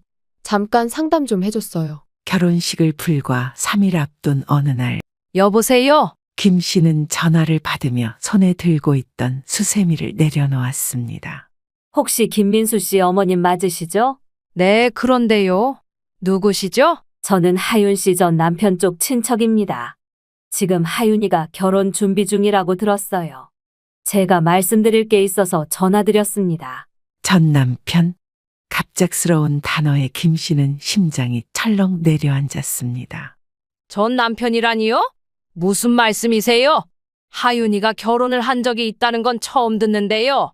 역시 하윤 씨가 이전에 결혼했던 사실을 말하지 않은 모양이군요. 그리고 더 중요한 이야기가 있습니다. 하윤이에게 해외에 아이가 있다는 사실은 알고 계셨습니까? 아이요? 우리 며느리가 애가 있다니요? 정말 무슨 말씀을 하시는 건지? 하윤이 대학생 때 전 남편과 사이에서 아이를 낳았습니다. 그런데 이혼 후 아이를 해외에 있는 저희 가족에게 맡겼어요. 제가 그 아이를 몇 년간 돌보고 있었습니다. 김 씨는 머릿속이 새하얘졌습니다. 어떻게 이런 이야기를 들어야 하는지, 지금 들은 이야기가 사실인지조차 믿기 어려웠습니다. 그런데 왜 저에게 이런 말씀을 하시는 건가요? 이제 와서 이 사실을 알려주시는 이유가 뭔지 모르겠네요. 제가 이런 이야기를 드리는 건 그동안 하윤 씨가 아이에 대한 송금을 꾸준히 해왔습니다. 하지만 최근 들어 송금이 끊겼고 알고 보니 하윤이가 한국에서 결혼을 준비하고 있다는 이야기를 듣게 됐습니다. 아이를 책임지지도 않고 새로운 결혼을 준비한다니 저는 이게 잘못됐다고 생각합니다. 결혼을 통해 모든 걸 다시 시작하려는 것 같아요. 저는 민수 씨 어머님께 이 사실을 알리는 게 도리라고 생각했습니다. 김 씨는 심장이 빠르게 뛰기 시작했습니다. 그 아이는 지금 어떻게 지내고 있습니까? 아이를 돌보는 데는 문제가 없습니다. 하지만 하윤이가 송금을 더 이상 미룬다면 더는 제가 아이를 맡을 수 없는 상황이에요. 김 씨는 전화를 끊고 한참 동안 자리에 앉아 움직이지 못했습니다. 혼란스럽고 억울한 감정이 가슴속을 뒤흔들었습니다. 어떻게 이런 일을 나한테 숨길 수가 있지? 민수는 아무것도 모른 채 결혼을 하려는 거야. 이건 절대 그냥 넘어갈 일이 아니야. 곧이어 김 씨는 전화를 건 여성으로부터 메시지를 받았습니다. 그 안에는 한 장의 사진이 첨부되어 있었습니다. 사진을 열어본 김 씨의 손이 떨리기 시작했습니다. 사진 속 아이는 하윤과 너무나 닮아 있었습니다. 아이의 눈매, 얼굴형, 그리고 옅은 미소까지도 하윤과 똑같아 보였습니다. 김 씨는 스마트폰 화면을 내려다보며 입을 꾹 다물었습니다. 머릿속은 온통 혼란스러웠습니다. 하윤아, 우리 결혼식 전에 잠깐 얘기 좀 할 수 있을까? 중요한 일이 있어서 그래. 하윤은 잠시 망설였지만 밝은 목소리로 답했습니다. 네, 어머님. 어디서 만날까요? 제가 어머님께로 갈게요. 김 씨는 준비해둔 사진을 꺼내며 차분하게 물었습니다. 이 아이 누구니? 순간 하윤의 표정이 굳어졌습니다. 평소 자신감 넘치던 그녀의 모습은 온데간데 없이 사라졌습니다. 어머니. 이건 설명할 수 있어요. 정말입니다. 하윤은 결국 숨겨둔 진실을 털어놓았습니다. 그녀는 20대 초반, 전 남편과의 결혼 생활 중 아이를 낳았지만 이혼 후 경제적 이유로 아이를 해외 친척에게 맡겼습니다. 네 말대로라면 그 아이가 너의 아이라는 걸 민수에게 끝까지 숨길 생각이었니? 하윤은 고개를 떨구며 아무 말도 하지 못했습니다. 김 씨는 한숨을 내쉬며 사진을 손에 들고 다시 물었습니다. 너는 엄마라는 사람이 너의 아이를 해외에 두고 가슴 아파하기는커녕 이렇게 새 삶을 살겠다고 결혼을 준비했어? 하윤은 울먹이는 목소리로 변명하기 시작했습니다. 어머님, 정말 그럴 의도는 아니었어요. 아이는 해외에서 잘 지내고 있고 민수 씨에게 이 사실을 말하면 저를 떠날까봐 두려웠던 거예요. 저는 정말 열심히 살아보려고 했던 거예요. 제발 믿어주세요. 하윤아, 너는 아이가 지금 보고 싶지도 않니? 아이가 너를 얼마나 기다리고 있을지 생각도 안 해봤어? 어머님, 저는 최선을 다했어요. 정말이에요. 하지만 제가 그 아이를 데리고 오면 민수 씨가 감당하지 못할 거라고 생각했어요. 그 아이가 우리 관계에 방해가 될까봐. 방해가 아니라 책임이야? 너는 지금도 그 아이를 짐처럼 여기는구나. 네가 내 아들 민수랑 결혼해서 애라도 낳아봐라. 너 같은 사람이 또 그 아이를 버리지 않을 거라고 어떻게 확신할 수 있겠니? 네가 엄마라는 자격이 있긴 하니? 하윤은 김 씨의 말에 말을 잇지 못한 채 눈물을 흘리며 고개를 숙였습니다. 하윤아, 오늘 너와의 대화는 여기까지다. 이 결혼은 당연히 없던 걸로 할 거고 그렇게 알 거라. 이제 돌아가라. 정직하지 못한 며느리는 드릴 수 없어. 김 씨는 천천히 자리를 박차고 일어나며 결심한 듯 말했습니다. 아무리 그렇다 해도 난 이 결혼을 도저히 지켜볼 수 없다. 민수에게 이 모든 걸 말할 거야. 어머님, 제발 그러지 마세요. 민수 씨는 제가 없으면 안 돼요. 제 과거가 걸림돌이 되지 않게 해주세요. 그러나 김 씨는 단호히 손을 뿌리쳤습니다. 내가 지금 민수에게 내가 숨긴 것들을 말하지 않는다면 평생 내 아들 앞에서 얼굴을 들 수 없을 거야. 그 말에 하윤은 결국 무릎을 꿇고 오열하기 시작했습니다. 하지만 김 씨는 흔들리지 않았습니다. 그녀는 마음을 굳게 먹고 민수에게 진실을 말하기 위해 집으로 돌아갔습니다. 김 씨는 집에 도착하자마자 민수를 불렀습니다. 무슨 일이세요, 엄마? 목소리가 왜 그래요? 김 씨는 깊은 한숨을 쉬며 준비해둔 사진과 서류를 꺼냈습니다. 이 사진 좀 봐. 그리고 이건 내가 알아본 거야. 하윤이와 관련된 일인데 네가 알아야 해. 민수는 사진을 들여다보며 눈을 가늘게 떴습니다. 이게 뭐예요? 김 씨는 잠시 뜸을 들이다가 말을 꺼냈습니다. 하윤이가 숨기고 있는 아이가 있더라. 전 남편 사이에서 낳은 아이인데 지금 해외 친척에게 맡겼대. 민수의 얼굴이 점점 굳어갔습니다. 엄마, 그게 사실이에요? 어떻게 그런 걸 알았어요? 김 씨는 단호하게 대답했습니다. 해외에서 그 애를 키우고 있다는 친척한테서 연락이 왔다. 이런 사실도 모른 채 결혼했다가 평생 후회하게 두고 싶지 않았다. 민수는 잠시 말을 잇지 못하고 서류를 뒤적이며 입술을 깨물었습니다. 하윤이가 왜 이런 걸 말하지 않았을까요? 날 못 믿어서였을까요? 아니면 김 씨는 냉정하게 대답했습니다. 못 믿어서가 아니라 속이려 한 거겠지. 민수야, 아이가 있는 게 문제가 아니라 그걸 숨기고 결혼하려는 태도가 문제야. 널 사랑한다면 이런 건 솔직하게 말했어야 하는 거 아니니? 민수는 머리를 감싸 쥐고 한참을 아무 말도 하지 못했습니다. 아, 이게 진짜 사실이라면 하윤이를 어떻게 믿어야 할지 모르겠어요. 나도 속았다는 생각이 들어요. 민수는 사진과 서류를 손에 든 채 거친 숨을 내쉬며 자리에서 일어섰습니다. 하윤이랑 얘기해 볼게요. 이걸 확인하고 그 사람이 무슨 생각으로 이걸 숨겼는지 직접 들어야겠어요. 그날 밤 민수는 핸드폰을 들고 한참을 고민하다가 하윤에게 전화를 걸었습니다. 하윤아, 어머니가 얘기한 게 사실이야. 너한테 아이가 있다는 게 진짜야? 민수는 최대한 차분하게 물었지만 목소리에는 감출 수 없는 떨림이 섞여 있었습니다. 하윤은 고개를 숙인 채 대답했습니다. 맞아, 사실이야. 하지만 그건 과거일 뿐이야. 말하면 너가 헤어지자고 할까봐 그래서 말하지 못했던 거야. 네가 그걸 숨겼다는 게 문제야. 결혼은 서로를 온전히 믿는 게 기본 아니야?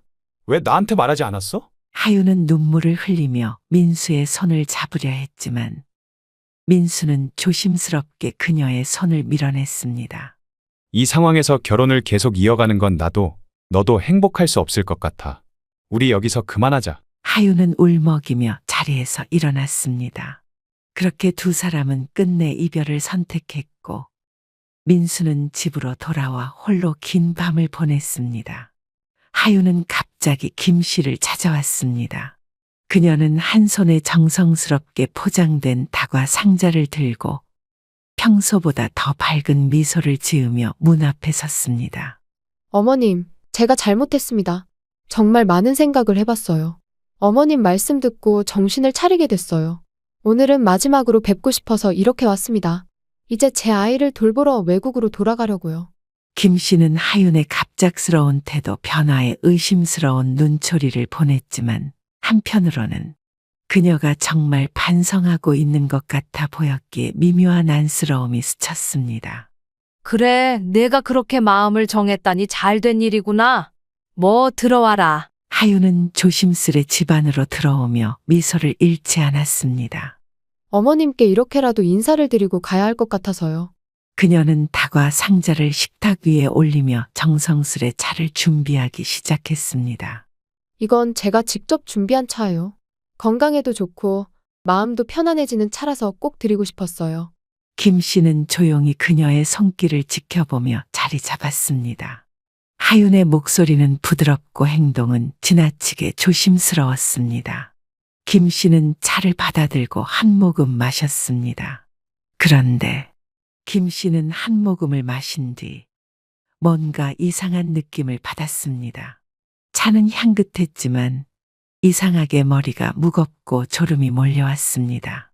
하윤아, 이게 뭐냐? 왜 이렇게 이상하네? 하윤은 김 씨를 바라보며 묘한 미소를 띄었습니다. 어머님, 괜찮으세요? 너무 피곤하신가 봐요. 제가 좀 도와드릴까요? 김 씨는 대답하려 했지만 목소리가 나오지 않았습니다. 그녀는 몸을 가누기 어려워하며 결국 소파에 쓰러지듯 누웠습니다. 하윤은 차가운 눈빛으로 김 씨를 내려다보았습니다. 어머님, 제가 이렇게까지 하게 될 줄은 몰랐어요. 하지만 저를 여기까지 몰아세운 건 어머님이세요. 그녀는 김 씨가 몽롱한 상태에서 아무런 하지 못하는 것을 확인하곤 차를 세심히 치웠습니다. 이제 민수 씨와 제 삶에 방해되는 것 없어야겠죠. 하윤은 김 씨를 몽롱한 상태로 차에 태웠습니다. 김 씨는 정신이 흐릿해지면서도 자신의 몸이 하윤에 의해 끌려가는 것을 어렴풋이 느꼈습니다. 하윤아, 내가 대체 무슨 짓을... 하지만 목소리는 더 이상 나오지 않았습니다. 하윤은 차를 몰고 해안도로로 향하며 미소를 지었습니다. 이제 진짜 인사를 드릴 시간이에요. 민수 씨는 저를 선택할 수밖에 없을 거예요. 어머님이 계시지 않으시면 더 쉽게 모든 게 해결되겠죠. 그녀는 가속 페달을 밟으며 좁은 도로를 질주했습니다. 이건 다 어머님이 자초한 일이니까 원망하지 마세요. 차가 돌진하기 직전 김 씨는 마지막 힘을 다해 하윤의 팔을 잡으려 했습니다. 하지만 몸은 말을 듣지 않았고 그 순간 차는 해안도로의 난간을 부딪히며 멈춰섰습니다.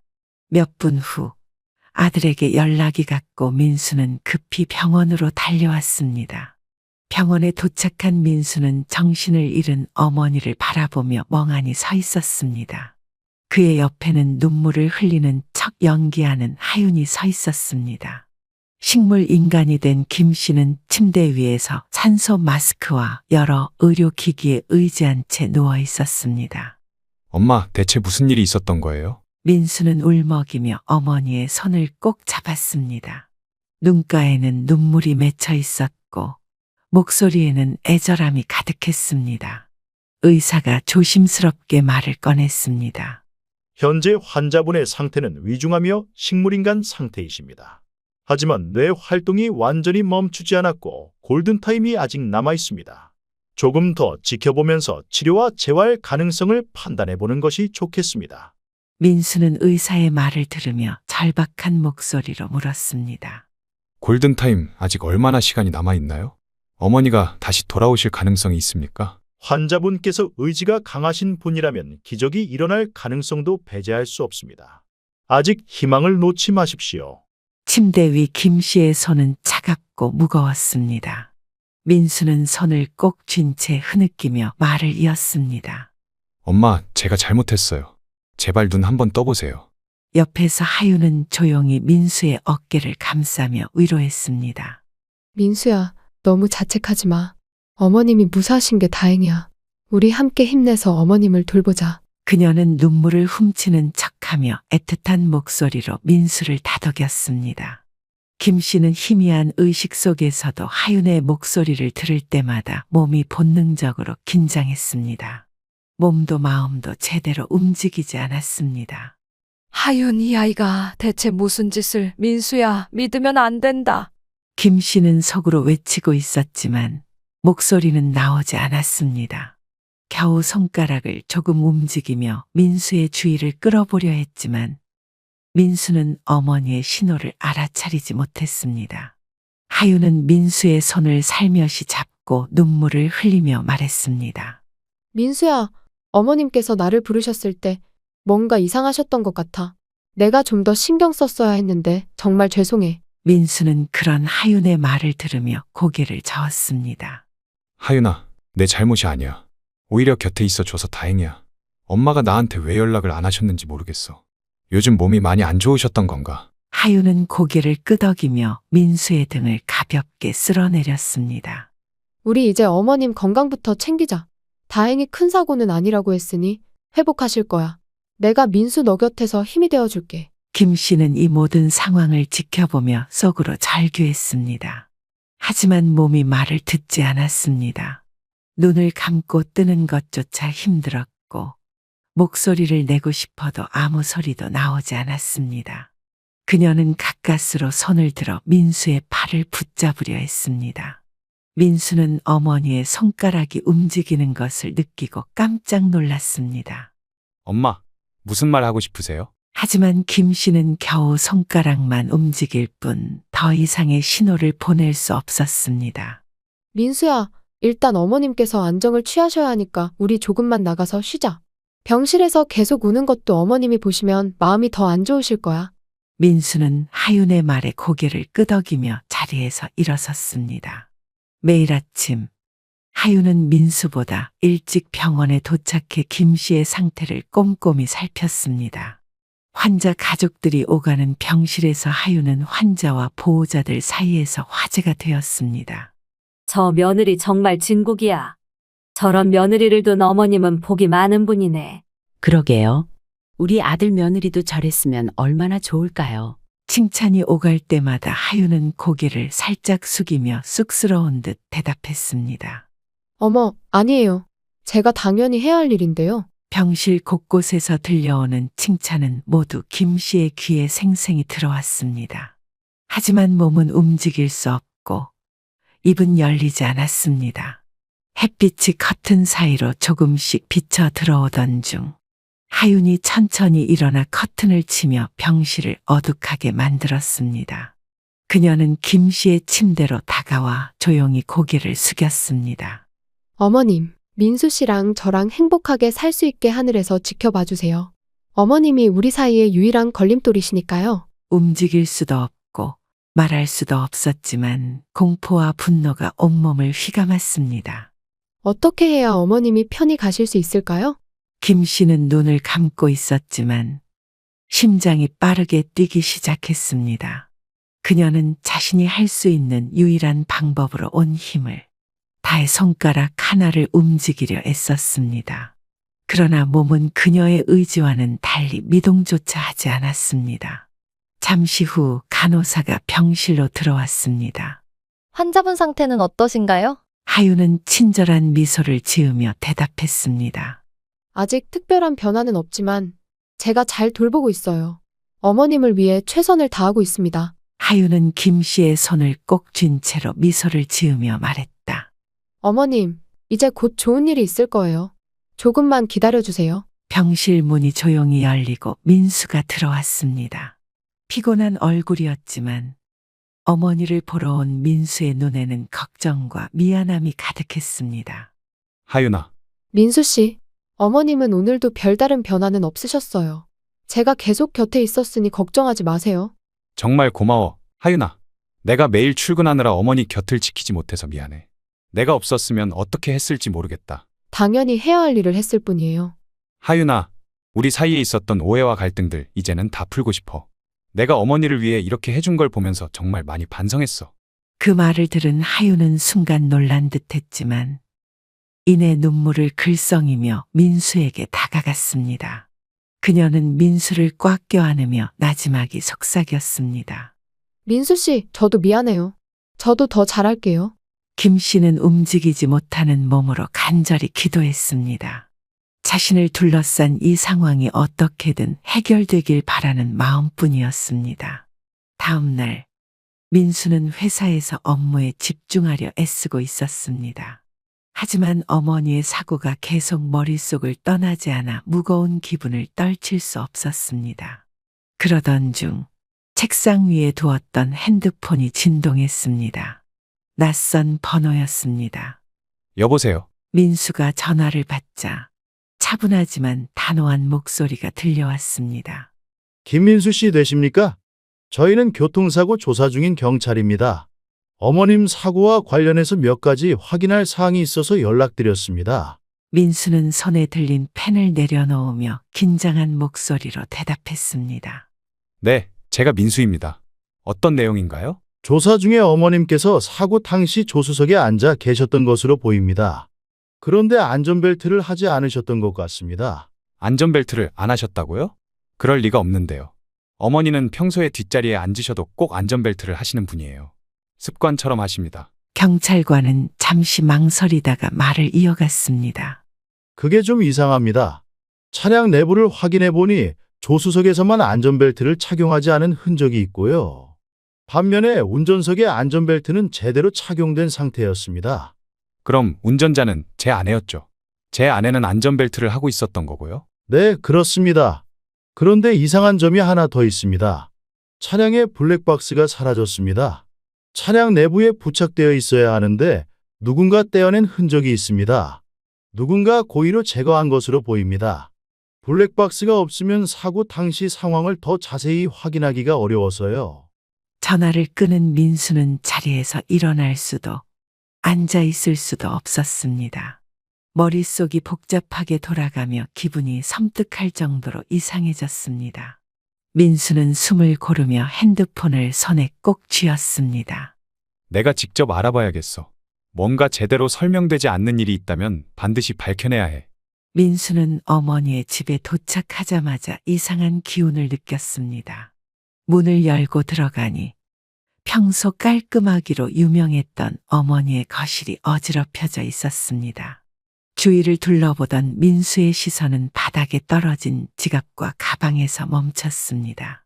어머니가 외출할 때마다 항상 챙기던 물건들이 그대로 널브러져 있었습니다. 어머니가 밖에 나가셨는데 지갑을 두고 갔다고? 그럴 리가 없어. 뭔가 서둘러 나간 듯한 흔적이 역력했습니다. 이건 어머니답지 않아. 분명히 뭔가 급하게 나간 게 틀림없어. 그는 주위를 둘러보다가 거실 구석에 떨어져 있는 작은 알약 하나를 발견했습니다. 이게 뭐지? 어머니가 이런 약을 드신 적이 있었던가? 민수는 심장이 점점 빨리 뛰기 시작했습니다. 이게 단순한 사고가 아닐 수도 있겠구나. 민수는 심장이 쿵쾅거리는 것을 느끼며 아파트 경비실로 뛰어갔습니다. 평소 경비 아저씨와 친분이 있었던 그는 다급한 표정으로 아저씨에게 말을 꺼냈습니다. 아저씨, 정말 죄송한데 제발 부탁 좀 드리겠습니다. 어머니 사고 날 집 근처 CCTV 좀 볼 수 있을까요? 무슨 일이 있었는지 꼭 알아야 해요. 경비 아저씨는 민수의 간절한 표정을 보며 잠시 고민했습니다. 민수야, 이거 함부로 보여주면 안 되는 건 알지? 그래도 워낙 잘 아는 사이니 내가 잠깐 보여줄게. 다만 여기서만 봐야 해. 정말 감사합니다, 아저씨. 평생 잊지 않겠습니다. 경비 아저씨는 CCTV를 조작하며 해당 날짜와 시간을 검색했습니다. 화면 속에서 어머니 집 근처의 장면이 재생되기 시작했습니다. 시간이 조금 더 지나자 하윤이 다시 집 밖으로 나왔습니다. 그런데 민수는 화면 속 장면을 보고 숨이 멎을 뻔했습니다. 하윤은 기력이 없는 듯한 김 씨를 힘겹게 들쳐매고 있었습니다. 어머니는 축 늘어진 상태로 아무런 힘도 없어 보였습니다. 이게 뭐야? 민수는 충격에 휘청거렸습니다. 하윤은 어머니를 조심스럽게 차량에 태우는 모습이었습니다. 차 주변을 두리번거리며 주변을 확인하는 모습이 화면에 그대로 찍혀 있었습니다. 이거 보통 일이 아닌 것 같은데 경찰에 신고해야 하는 거 아니야? 민수는 깊게 숨을 들이쉬며 결심한 듯 고개를 끄덕였습니다. 네, 아저씨. 감사합니다. 저 이 영상 복사본 좀 부탁드릴게요. 경찰서로 가져가야겠어요. 병실의 차가운 공기가 스산하게 느껴지는 오후. 하윤은 김 씨의 옆에서 간호를 하고 있었습니다. 그녀는 부드러운 목소리로 김 씨에게 말을 걸며 손수건으로 그녀의 손을 닦아주었습니다.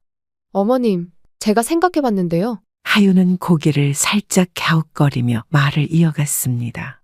어머님을 1인실로 옮기는 게 좋을 것 같아요. 여기 너무 사람들이 많아서 불편하시죠? 김 씨는 꼼짝도 하지 못한 채 침대에 누워 있었지만 그녀의 심장은 이미 2배로 뛰고 있었습니다. 하윤의 상냥한 목소리와는 어딘가 어긋나는 분위기가 느껴졌습니다. 하윤은 말끝을 흐리며 그녀의 귀 가까이 다가와 속삭였습니다. 어머님도 그렇게 생각하시죠? 아무도 방해하지 않는 정말 편안한 곳으로요. 무슨 짓을 꾸미는 거지? 이 여자는 대체 무슨 생각을 하고 있는 거야? 김 씨는 침대에 가만히 누워 있었습니다. 전현이 일을 저지르기 전에 내가 정신을 차려야 해. 하지만 왜 이렇게 몸에 힘이 안 들어오는 거야? 도대체 왜? 지금 이 상태로는 아무도 내가 무슨 일을 당할지 알 수 없을 거야. 어떻게든 내 몸을 움직여야 해. 김 씨는 필사적으로 손가락을 움직이려고 노력했습니다. 하지만 손끝은 꿈쩍도 하지 않았습니다. 그녀의 마음은 점점 조급해졌습니다. 병실은 적막했고 그녀는 여전히 하윤이 다시 돌아올 때까지 무방비 상태로 누워 있을 수밖에 없었습니다. 며느리는 커다란 방석을 들고 병실 문을 조용히 닫았습니다. 그녀의 얼굴에는 서늘한 미소가 떠올라 있었고 눈빛은 섬뜩하기까지 했습니다. 김 씨는 아무것도 할 수 없는 상태에서 본능적으로 공포를 느꼈습니다. 그녀의 심장은 두려움으로 빠르게 뛰었고 몸은 미세하게 떨리고 있었습니다. 제발 누군가 좀 들어와줘. 이대로 당할 순 없어. 며느리가 침대 가까이 다가와 방석을 쥔 손을 위로 올리려는 순간 병실 문이 갑자기 벌컥 열렸습니다. 김하윤 씨, 경찰입니다. 움직이지 마세요. 병실 안으로 경찰들이 들이닥쳤습니다. 순식간에 며느리는 깜짝 놀라 방석을 떨어뜨렸습니다. 그녀의 얼굴에는 당황과 충격이 섞인 표정이 역력했습니다. 뭐예요? 제가 뭘 잘못했는데요? 김하윤 씨, 당신은 김씨 살인 미수 혐의로 체포됩니다. 당신의 모든 행동이 CCTV와 증언으로 확인되었습니다. 하윤은 얼굴이 새파래지며 발버둥쳤지만 경찰들의 손길에서 벗어날 수 없었습니다. 이게 무슨 짓이에요? 제가 뭘 했다고 이래요? 제가 어머님 간호하려고 여기 있는 거잖아요? 우리가 이미 차량 블랙박스 복구 자료와 아드님의 진술을 확보했습니다. 증거도 충분히 나왔습니다. 여기서 이러지 말고 서에서 이야기하시죠. 하윤은 끝까지 발버둥쳤지만 결국 경찰들에 의해 병실 밖으로 끌려갔습니다. 아들은 헐레벌떡 병실로 뛰어들어와 김 씨의 침대 옆으로 다가갔습니다. 숨이 차오르는 목소리로 외쳤습니다. 어머니, 정말 죄송해요. 제가 다 밝혀냈으니 이제 걱정하지 마세요. 모든 게 다 끝났어요. 아들은 김 씨의 손을 조심스럽게 잡았습니다. 그의 손은 따뜻했지만 떨리는 손끝은 그동안의 두려움과 죄책감을 고스란히 드러내고 있었습니다. 김 씨는 그의 목소리를 들으며 온몸에 긴장이 풀리는 것을 느꼈습니다. 며칠간의 공포와 억울함이 마치 물밀듯 밀려왔습니다. 그 순간 김 씨의 눈에서 뜨거운 눈물이 흘러내렸습니다. 어머니, 정말 죄송해요. 제가 더 일찍 알아차렸어야 했는데. 그때 김 씨의 손가락이 미세하게 움직였습니다. 처음에는 아주 작은 떨림이었지만 분명한 움직임이었습니다. 아들은 순간적으로 손을 움켜쥐고 소리쳤습니다. 어머니, 지금 손가락 움직이신 거 맞죠? 의사 선생님 빨리 와주세요. 어머니가 움직이셨어요. 의료진은 곧바로 병실로 달려왔습니다. 김 씨의 눈에는 다시금 작은 빛이 떠올랐습니다. 그녀는 아직 말을 할 수는 없었지만 아들의 목소리를 들으며 마음속으로 결심했습니다. 이대로 포기할 수 없지. 반드시 다시 일어나서 이 아이를 위해 살아야겠다.